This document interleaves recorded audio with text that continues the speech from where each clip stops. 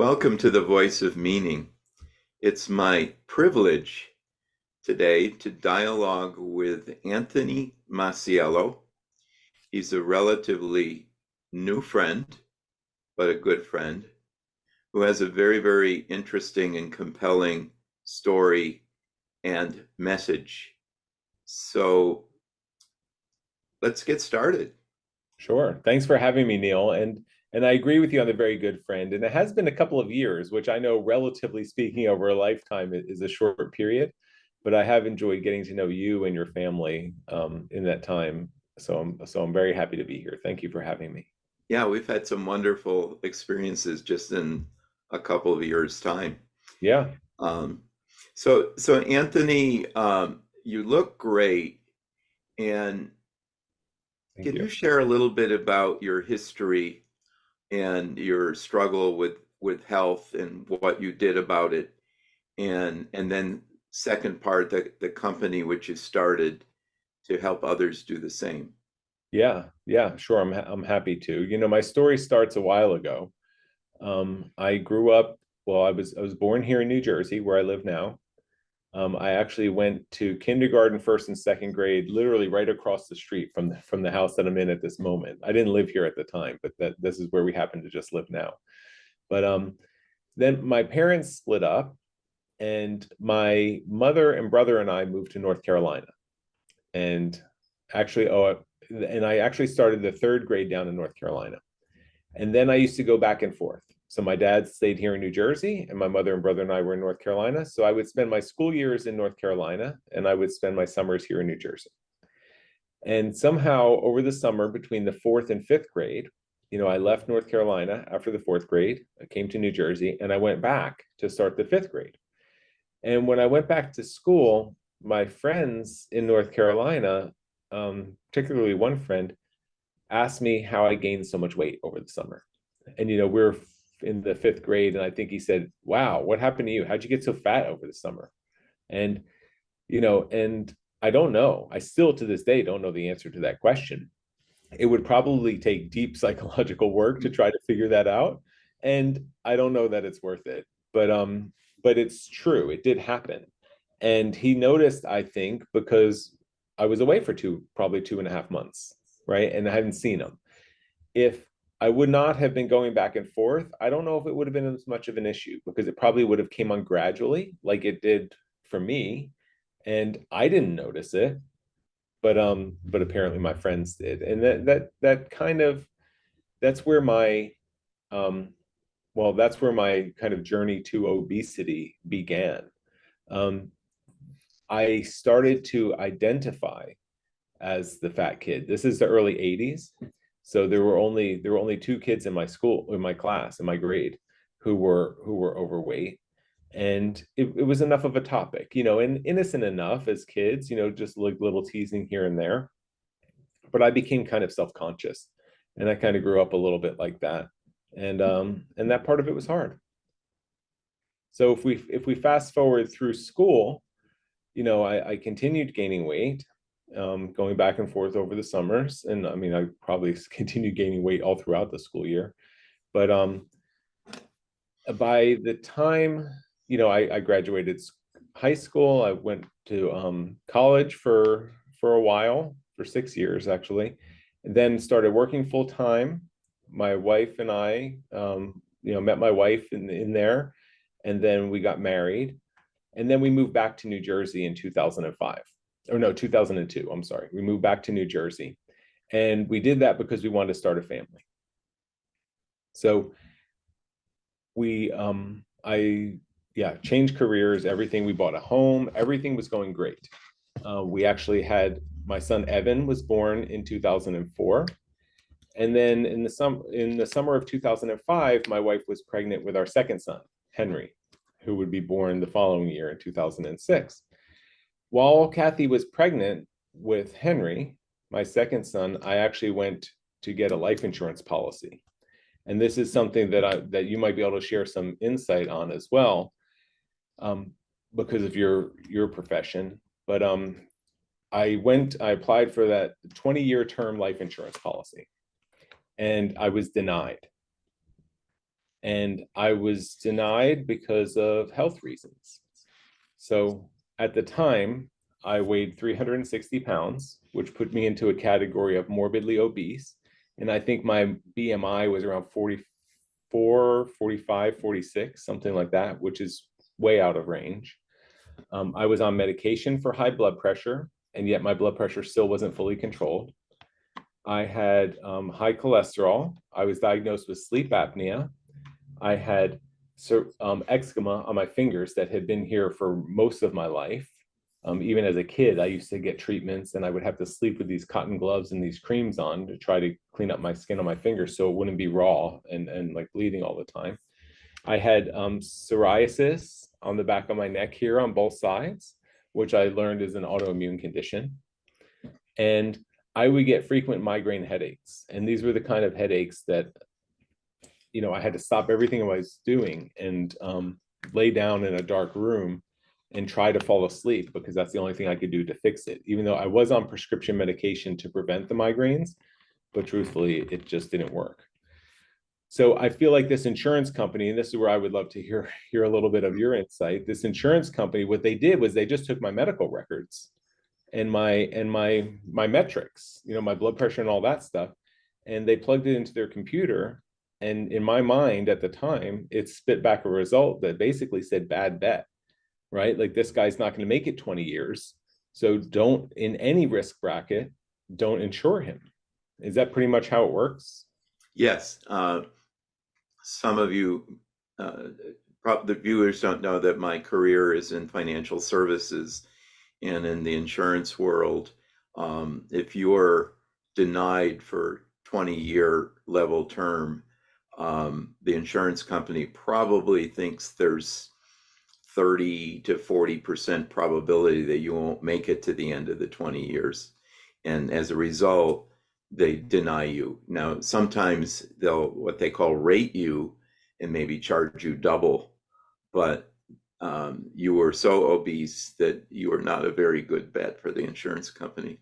I think the obesity, and I think combined with all these other conditions, because I could have had a conversation with a number of friends about either my high blood pressure or my high cholesterol or my sleep apnea or my obesity. But I think when you combine all these things together, it's interesting to know that it was a 30 to 40% chance of not making it. But that doesn't tell me it wasn't a 99%, like it could have been anywhere, any risk greater than that, right?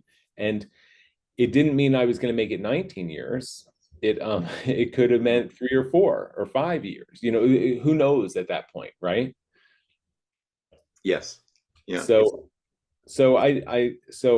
and here I am. I have a newborn at home, and my wife is expecting our second, and I was so excited to be a dad. I really was looking forward to raising these kids. And I started having thoughts like, okay, if this company doesn't think I'm going to be around for 20 years, am I going to see my kids graduate high school? Am I going to, see them get married or see them grow up and see them become adults and kind of come into their own? And then I started thinking, even the time that I am with them, what's that going to be like? If I'm not feeling well, or if we have plans to go do something and I get a migraine headache and I'm just not going to be able to do it. So that being denied that insurance policy, it forced me to take a really, really objective look at my life. And the truth is I wasn't happy about what I found. And I knew I had to do something about it. So what did you do? So, well, I I didn't know what to do. I tried to lose weight. I don't know, hundreds of times, probably, between the age of 10 years old and, at this point I was 33 years old and being denied a 20-year term life insurance policy. So between those times, so I didn't really know what to do. I had in the earlier 90s, I had switched to becoming a vegetarian. And at the time, it helped me a lot. It helped me to feel better. And it also helped me to lose some weight. And I kind of ruined that over time because I figured out all of the unhealthy food that I could eat was still maintaining vegetarian. But what I didn't want to do is I didn't want to go completely the other direction, which in 2005, every book I could find on weight loss was like Atkins or a high protein plan, or what we would know now is like being called ketogenic diet or something. But it was all about eating meat and cutting down on carbohydrates, and I just couldn't really I couldn't do that. I was proud at that point of being a vegetarian, for animals' sake, and also for how it had made me feel when I first switched. So I didn't know what to do. I set a New Year's resolution, and my goal was to lose 50 pounds in the year 2006. I was giving myself the whole year to lose 50 pounds. And someone my size, that should have been very, very doable. And the only commitment I made was to give up sweets and to give up soda. And I said, okay, no more sweets, no more soda, no dessert, no cookies, no snacks when they put them out at work. And I was only going to drink water. And I did that. And then other than that, I just knew I had to eat less. That was my plan. So I did that for January and February. And in March, by March, I had not lost a single pound. I was keeping myself hungry all the time. I had not eaten any sweets. I had not drank any soda, and I didn't lose any weight. And it was almost as discouraging as being denied that life insurance policy. But I was motivated to do something different. So I started searching, and I put into Google, literally, I put into Google vegetarian weight loss. And Dr. Joel Fuhrman's book popped up, Eat to Live. And this was the very first edition of Eat to Live that came out around that time. And on the cover of the book, it says fast and sustained weight loss. I was like, there you go. That's what I want, right? But it was very interesting when I read all the reviews, and there weren't a ton of them at the time, but when I read the reviews, no one talked about losing weight. Everyone talked about getting healthy. And that was a little bit of an epiphany moment for me, because I realized for the first time, I didn't want to just lose weight. I actually wanted to become healthy.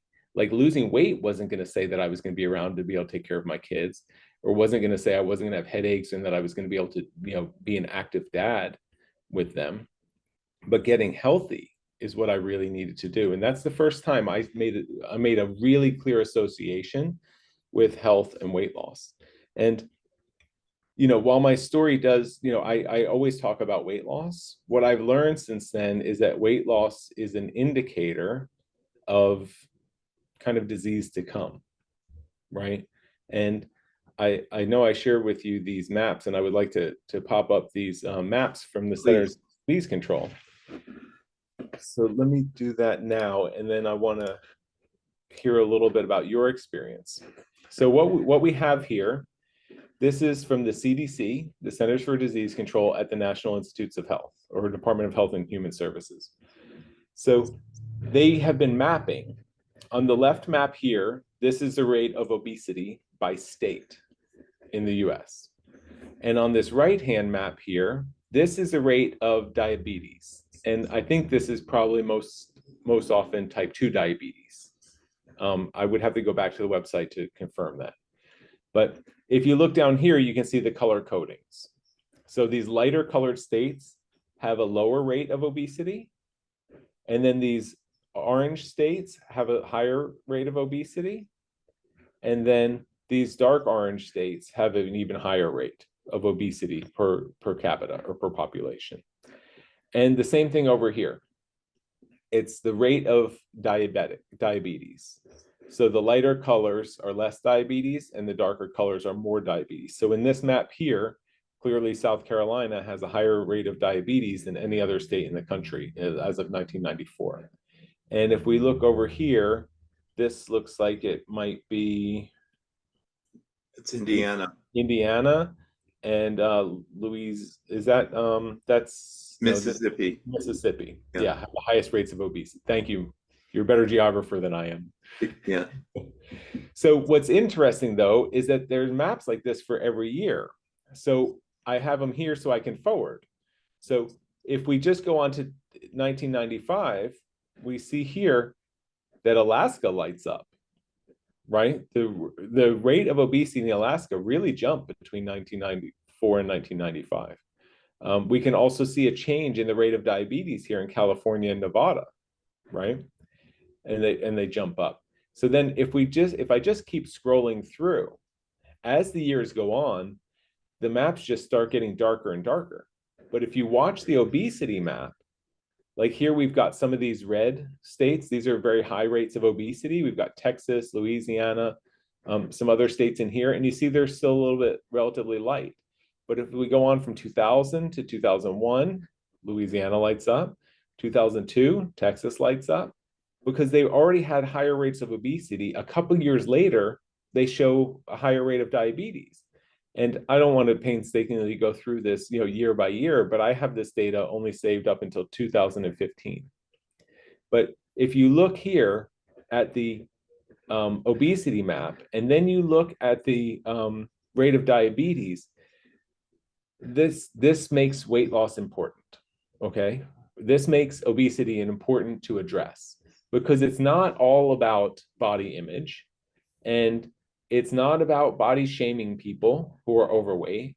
It's what it's really about. It's about looking at what that means as far as what to come, right? And I think that this will be universally agreed that everyone can solve the weight loss problem by changing your lifestyle, right? If you change your diet, you change your exercise, you can change your sleep patterns, stress management, all these things are contributors.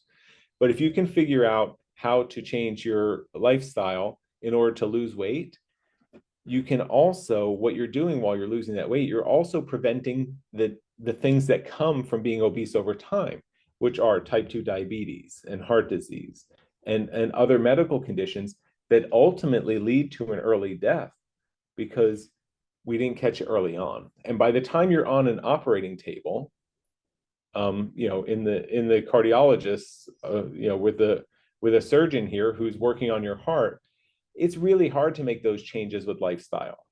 But if we back up and we catch these things early at the precursor stage, which may be obesity, you can almost always address it with lifestyle.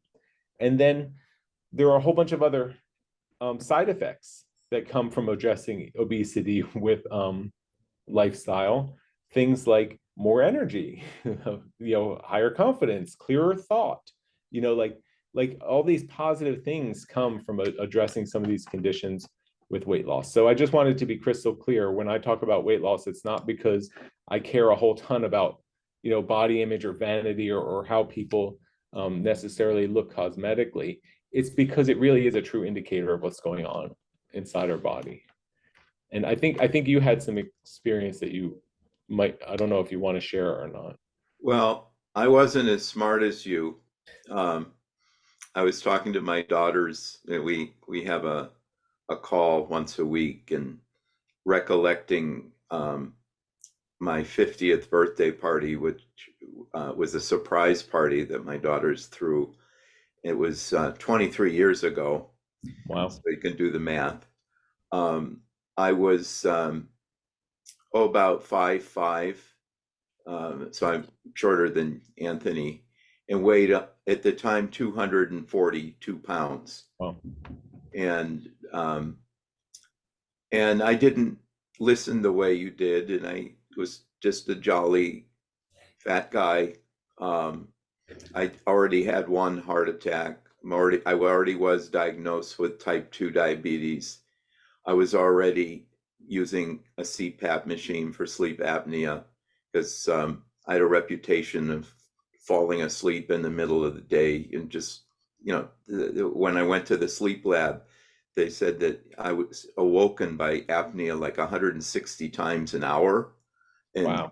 it was subconscious, but they've shown that you can't live a healthy life when you don't get enough sleep. And it took me a while to see the light, but thankfully, and Anthony's going to talk about Love.Life telehealth. A few years ago, I was one of the initial people that signed up and was very supportive. And through the help of the doctors there, I was able to reverse all of that. And so, right now I'm at about 140 pounds. I'm an inch shorter, but I'm still 5 pounds less than normal BMI. Wow. But the best thing is I was taking two diabetic medications, two blood pressure medications, a statin, so five different things. Already had suffered two more heart attacks.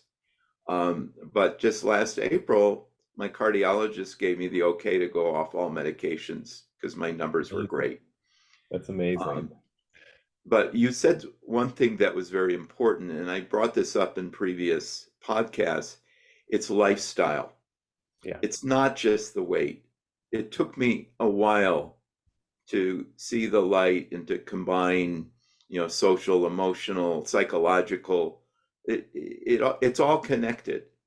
And so I recognized that you can't just get help in one area. You need help, love, and support in your entire lifestyle. That's why I came up with the 8 pillars of contentment. Yeah. And that, yes, physical health is a very important pillar. So going back, and I saw pictures from my 50th birthday party, I feel better than I did then. Wonderful. Yeah. You're And it's probably not, aging backwards. the last few years, knock on wood, yeah, I feel better than I ever had before. Um, once a week, I do a round trip walk to town. It's 14 miles, and I do it without being breathless. Um, I could not have done, I couldn't have walked 14 minutes when I was 50 without being out of breath. So, um, but again, it's not about vanity. We were both good looking guys when we were way overweight, If you but say so. No, I'm just yeah, kidding. no, it's about how we feel, how we relate to everything. And it's very interesting because the day after I stopped cold turkey on these 5 medications, I felt better. Wow. Yeah, because of all the, I don't know why, just maybe it had a placebo effect. I'm sure that has something to do with it. But all of a sudden, I just felt better, and I can't explain it physically, emotionally, whatever. Um, and of course, there's been all sorts of statistics correlating COVID deaths with these comorbidities of obesity and heart disease and um, type 2 diabetes. Yeah. So, thank you for your story. Yeah. Uh, And so far we only got started because I still haven't told right. people what happened from there, right? Yeah, no, keep going. Yeah. So I want to share a couple more pictures because you said it's about happy. And I have a couple pictures of me smiling. Yeah, look at that. This is previous Anthony. This is my son Evan. And I was a happy guy. All these pictures I was smiling. That was me with my son in our den. This is me. There's a birthday cake here. It must have been my birthday, which is in August, which explains some of the sweat. Hmm. This is actually me at a ski lodge in the top of the Swiss Alps. Again, I was happy. I was active. I was just obese, right? And that's what you could see on the outside. But what you can't see there is what's going on the inside, and that was really the scariest part for me. And here's just a couple of like before and after pictures. This is me with my son Evan. This is my son Henry. He kind of got cut off on the picture here, but this is after running a half marathon in Virginia Beach in 2009, I believe. This is my wife and I on our honeymoon in Yellowstone, and this is us a couple of years ago at our friend Ron Weiss's farm here in New Jersey. Beautiful photo. Yeah, thank you. So here I am with Evan and Henry. I mean, and this is the picture I had in my mind when I talked about becoming when I thought about becoming a father, right? Like, look, the kids are smiling, they're proud of me, Evan's wearing my medal, and I just couldn't be happier than to be sharing these kind of moments with them.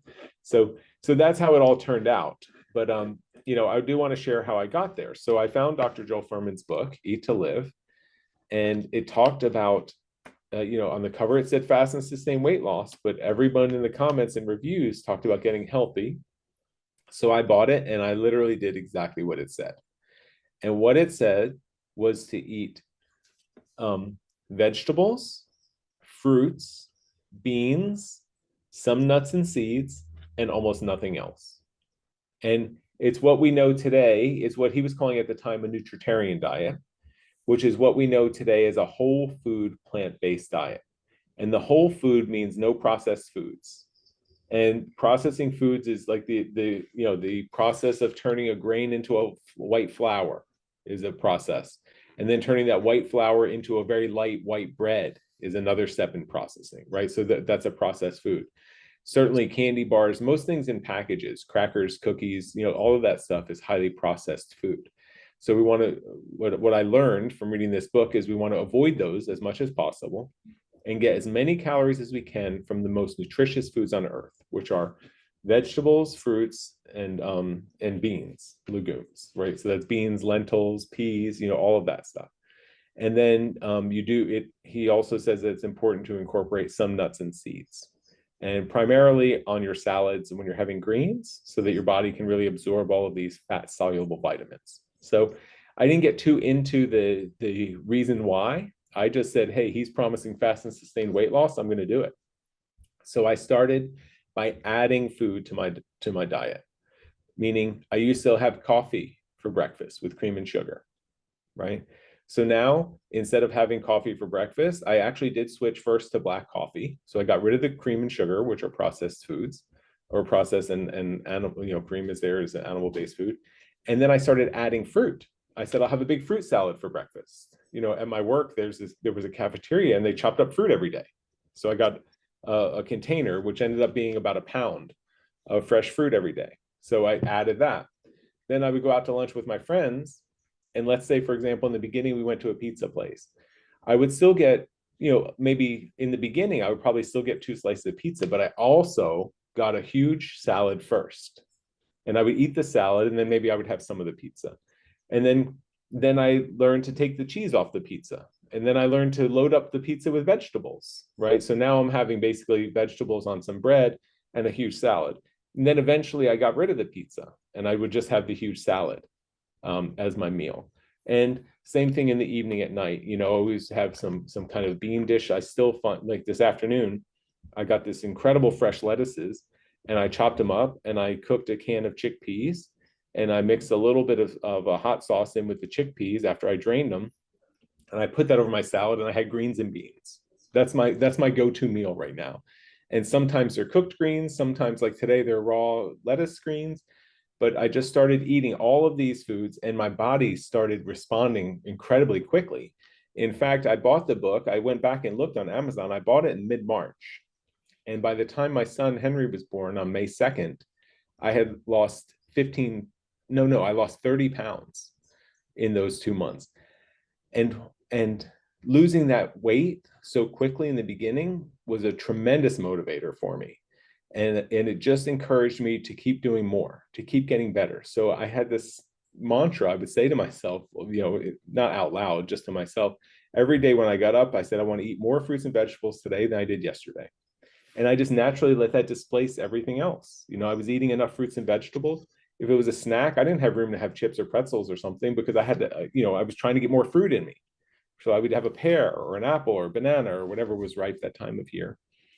Then if we fast forward to the end of 2006, by December of that year, I had lost 90 pounds. So I completely blew away my goal of losing 50 pounds for the year. And I had done all of that without any exercise. And I just say that because my energy level was through the roof. I didn't exercise, not because I didn't want to, but because I was very busy. And I was also focused on changing my eating habits. So I had, a newborn and a toddler at home. They were occupying most of my time, but now I just felt like I wanted to. So I decided I wanted to start running. And we had a treadmill in the basement. So, what you spoke about a second ago reminded me, like when I first got on the treadmill, I would walk for a little while and then I would pump up the speed and I would jog. And I don't know, it wasn't 20 seconds before before I was completely out of breath and I would have to slow it down. And then I would walk. And then I would pump it back up. And I just got to the point where I could run, a quarter mile, or I could run for 2 or 3 minutes, and then I could run for 5 minutes, then I could run for 10 minutes, then I could run for 10 minutes. I could take like a 1 minute break and I could run another 10 minutes. And it just happened so quickly. And in March of 2007, I ran my first 5K race outside. And I ran that with the running club at work. It was an after work race. And that was like, and my wife and kids came to watch me. And it was awesome because like I felt like I was living. I was the one now. I had to go get my bib. I had to stash my jacket somewhere or something. I had to line up in the starting line with a number on my chest. I never played sports or had wore a number for any reason before. Like, and here I am, 35 years old. I'm like, this is this, and then I ran the race, and it was fun, and it felt good, and I could high five my friends and hug my wife and kids afterwards, and it was just like that's when I really, really knew that I was hooked on living a healthy lifestyle that included being physically very active and eating the most nutritious food that I could find. And in that process, my doctor had taken me off my blood pressure medications, and I stopped taking the headache medication, and I stopped having headaches. My fingers cleared up. I mean, my fingers don't look like there was ever anything wrong with them anymore. Maybe a little bit. I can see some remains here, but I almost didn't have skin on these first four fingers. Two on each hand for most of my life into adulthood, and yeah, everything just got better, just like those reviews on the book said. And by September of 2007, two things happened. So I stopped losing weight, and at that point I had lost 160 pounds in just 20 months. And I ran my first half marathon, which is at 13 miles, 13.1 miles, and I ran it in an hour and 48 minutes, which is That's amazing. which is a Wow. pretty great time. I think the picture I showed before with me and the kids, that was my fastest. I think that was an hour and 43 minutes. But just the thought of going from not being able to even run for 1 minute to being able to run for an hour and 48 minutes in 9 months' time, right? Like I'm not saying that to say that I'm some kind of physical masterpiece. I'm trying to say that that's how that's how healthy my body was on the inside, right? Like that's how well everything was working. It's like I probably should have been able to do that all the time, right? My whole youth, growing up, but I could never, I couldn't even imagine doing something like that. So then I reapplied for my insurance policy, and I reapplied because in the past I had put in high risk categories, and they told me if I ever get help, if I ever make improvements, lose weight or something, to let them know right away. So I wanted to just document that now I was healthy. I never expected to get an insurance policy because I thought I would have to show that I was able to maintain it. But they plugged all my numbers in and it came back. And from the same company, I got my insurance policy in the preferred category, which means I had to now pay pennies on the dollar for that same 20-year term life insurance policy, which means I probably didn't need it, but I was happy to know that I had it. And yeah, so I think that's my full story of my kind of personal health and wellness transformation. And I'll just say that since then, my life feels incredible. I do all the things I've ever wanted to do in my life. My boys are now 17 and 19 years old, and I just had so much fun raising them, doing everything with them from roller skating to jumping rope on the driveway, playing basketball. I coached their track team for 8 years. While they were doing that, they both went on to run cross country high school, and now I get to go watch them, run at their races and stuff. It's been a fantastic life because I was able to figure out how to get healthy, essentially. Thank you for that all that input, Anthony. That's inspiring. And you didn't mention that there's a chapter about you in Joel Furman's second Yeah, edition of that's one Eat of to my Live. pride and joy moments, Neil, because I read the first edition of Eat to Live, and I don't know when it came out, but I read it in early 2006. And Mm-hmm, then there was a new edition that was coming out in 2011. mm-hmm, And by after I finished losing my weight, I submitted my success story. I sent it into Dr. Furman's office, and they had it on the website. And then when they were republishing Eat to Live, they sent me a release form if I would be willing to have my story included in the second edition of the book. And of course, I signed it and sent it right back. And it is. So now anyone who reads the current edition that you can go buy on Amazon or wherever else of that book, or even if I'm walking by it in the bookstore, I can reach it. I don't know what page it's on, but one of the chapter intros is my transformation story. And that just makes me so proud to know that the book that helped me to basically reclaim my life, and now I'm able to contribute towards helping other people by sharing my story. And all I want to show people is what's possible. And I want to emphasize how worth it is, because it's hard work, but it's not hard to live this lifestyle. I haven't changed the way I'm eating since I read that book, Eat to Live. I literally just told you today I had chickpeas over some fresh lettuce with some melon sprouts. Some friend gave me some melon sprouts or I'm sorry, microgreens, melon microgreens. But I eat the same way, and it's easy now. But the period of change is hard, and I think that people associate that difficulty in making a change with that this lifestyle is difficult, but it's not. It's change that's hard. mm-hmm. And for some people, that period of change takes 2 or 3 or 4 months. Other people, that period of change takes 1 year, 2 years, 3 years. But what I would like to just help people to understand is no matter how long it takes, if you stick with it, it gets easier, and it's always, always, always worth it in the end. You're glad that you did. And I just know that from having heard that same thing from hundreds of friends who have done the same for themselves. So you personally, how long did it take you to start really enjoying the chickpeas and the salad and stuff like that?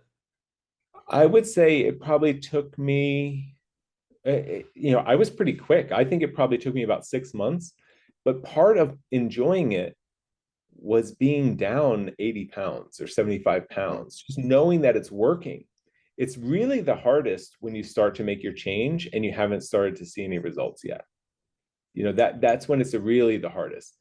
But when you start stepping on the scale, and every single week the scale is down another 2 pounds, another 2 pounds, another 2 pounds, every month it's down 8 pounds, it becomes pretty motivating, and it becomes pretty easy to stick with it. I still haven't had a cookie or a slice of cake. I've never had a piece of my son Henry's birthday cake, and he's 17 years old now. Mm-hmm. I never had one past Evan's second, his second birthday cake, right? So, Yeah. but I don't miss it at all. It's fine. It's Yeah. just not what I do. Yeah, you're an inspiration, but you do acclimatize. We have wild huckleberries up here, and my breakfast was a bowl of wild huckleberries, a little bit, a few dates and some mandarin slices and bananas, and it was delicious. Yeah. Yeah, see, that wouldn't stand a chance over here, Neil.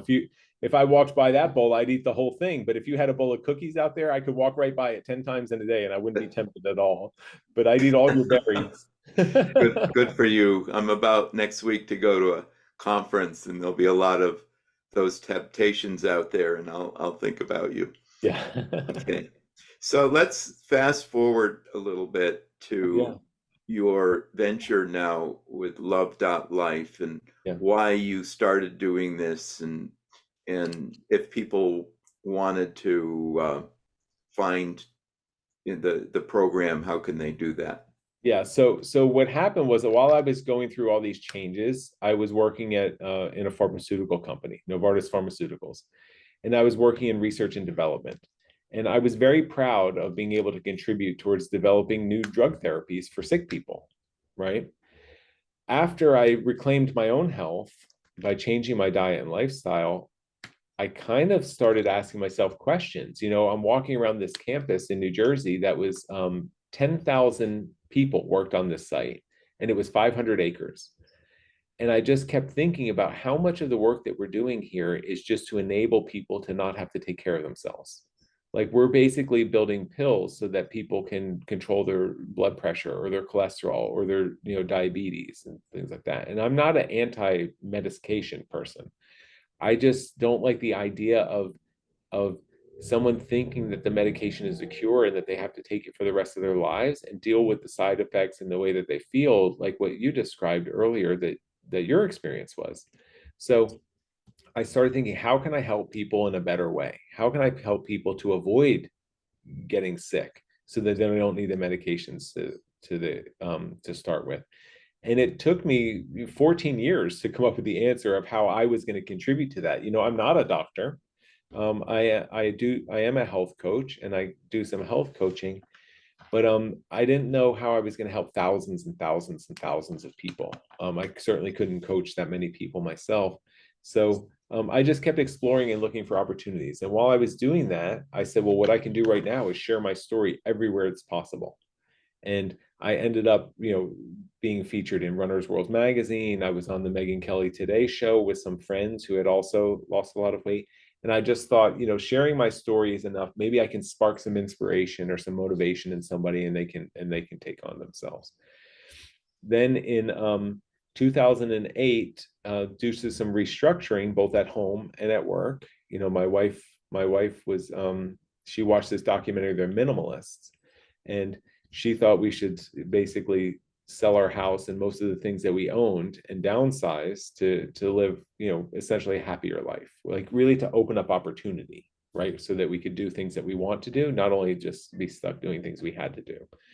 And then there was some restructuring, so I had an opportunity to leave work. And I spent a year exploring, and I went to all of the lifestyle medicine and plant-based nutrition conferences and meetings that I could find. And I saw this pattern clear as day. You have a physician who gives a talk and talks about the health benefits of either whole food plant-based nutrition, changing your lifestyle, becoming very healthy through lifestyle change. Then they go on and they share testimonials, story like mine that's in Need to Live, right? Or they show pictures of people, of their patients before and after. Then they go to Q&A.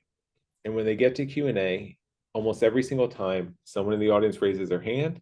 Hello, my name is so-and-so. I also suffer from type 2 diabetes, hypertension, heart disease, autoimmune conditions, whatever it is. And they say, where can I find a doctor who can help me? And there was never a good answer to that question. And I said, that's a problem that I can try to help solve. I knew a lot of doctors who wanted to practice lifestyle medicine, and I knew a lot of people who wished they could see a doctor who would help them to support lifestyle changes to get well. So I came up with the idea to start a telemedicine company, because doctors could be licensed in multiple states, and hopefully being licensed in multiple states, they could find enough patients that way over a huge geographical area to be able to create a sustainable lifestyle medicine practice. So it checked all the boxes for me. It was something that I really wanted to do. And it was something that seemed like it had a pretty good chance to help a lot of people. So I did it. I partnered up with 3 physicians early on, and together they were licensed in, maybe 15 states or so. And then they started getting more medical licenses, and we brought on a couple more doctors. And before you know it, we had coverage in across the country, all 50 states. We're to the point now where we have 10 doctors, and they're able to see patients in all 50 states. So now people, even in remote areas of Washington state, as you can attest to, can have an appointment with a doctor who practices lifestyle medicine and will help them to heal from the inside, and to not rely on medications as the first line of healing.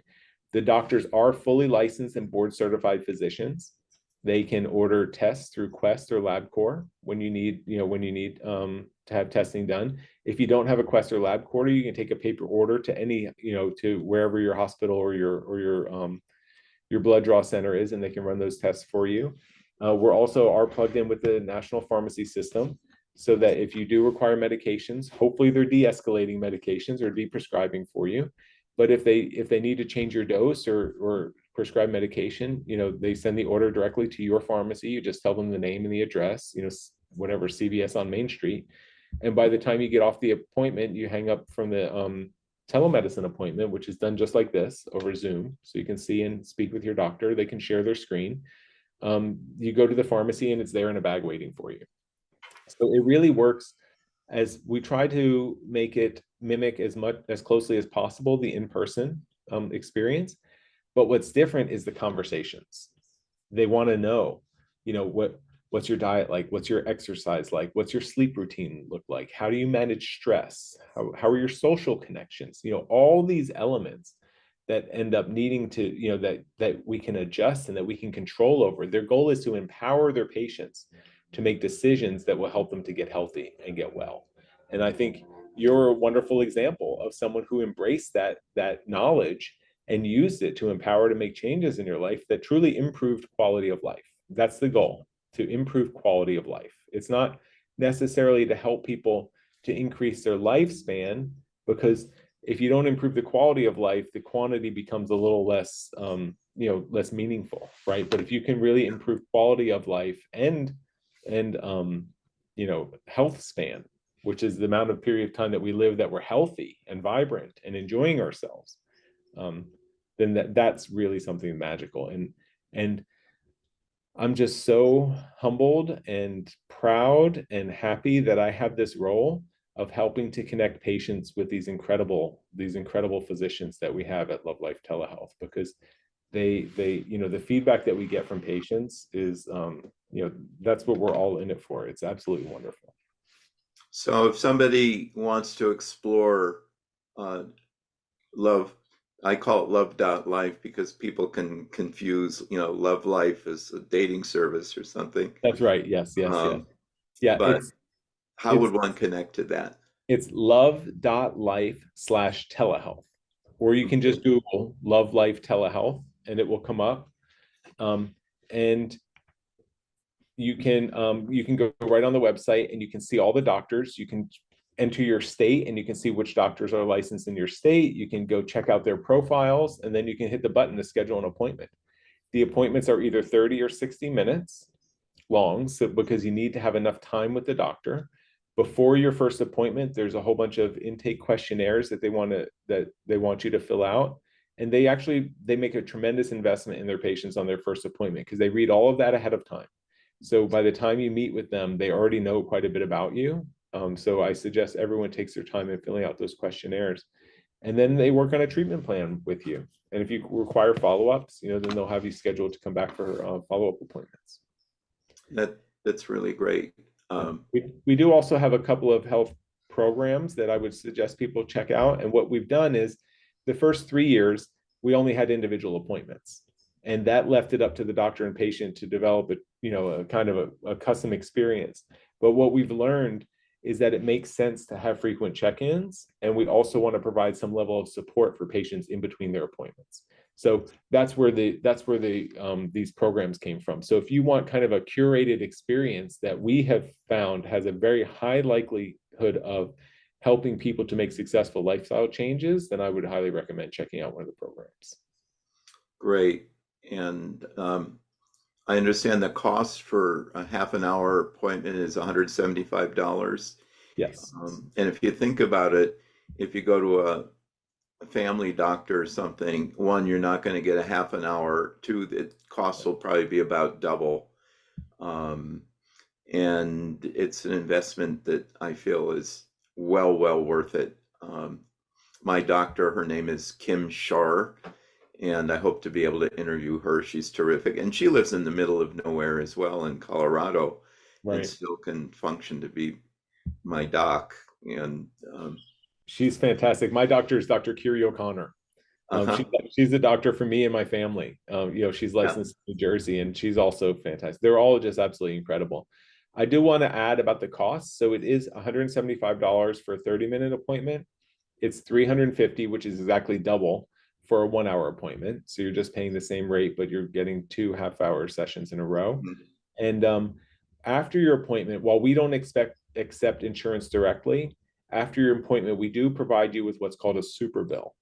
And the super bill is a fancy name for a receipt that includes all the doctor's provider information, it includes all the diagnosis codes and the treatment codes.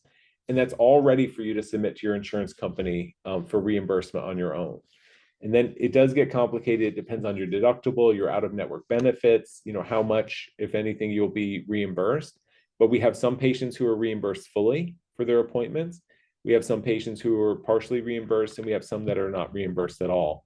And we just can't figure out ahead of time. I wish we could to help people predict. So the first appointment is almost like taking a chance, but then we do want you to submit those super bills so that hopefully you get covered, and then you'll have a little more confidence to know that in future appointments should be covered as well.